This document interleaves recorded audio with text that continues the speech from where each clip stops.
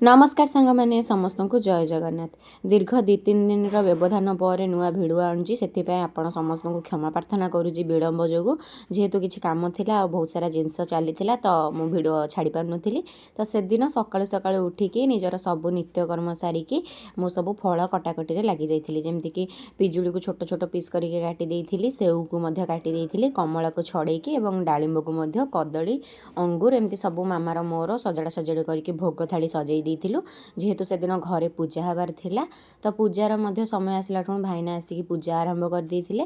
तापरे जेहेतु मामा सब ड्रेस पत्र नहीं कि आगु सफा कर देइथिला मु खाली नहीं कि लुगापटा को नहीं छात उपर सुखई देइथिली।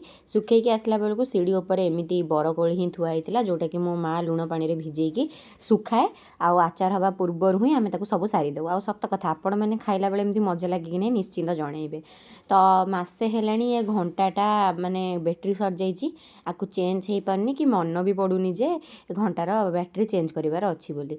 तो आज मु पूरा निष्पत्ति नेली जे आज जेमिति हेले भी तार बैटरीटा चेंज करी ना समय को सब सम्मान देवा जरूरी। तो समयटा जब ठीक रही निज घरे घंटारे तो दिन ही खराब चलो।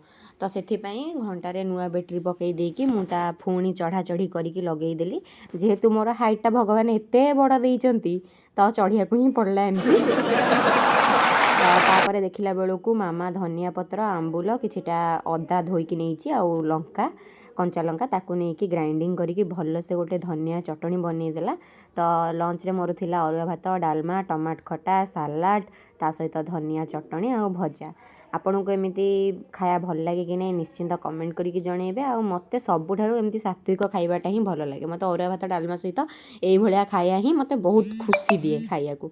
तो राति रे मु टिके सोया बड़ी आ आलू को भलसे छाणीकी गोटे भलसे चिली आइटमटे करदेली धनिया पत्र पकईकी गार्निशिंग करदेली मोर रेडी होगला रुटी सहित खाईदेली। भिडियोटी भल लगी लाइक शेयर सब्सक्राइब करदेवे। देखा गोटे नुआ भिडियो रे।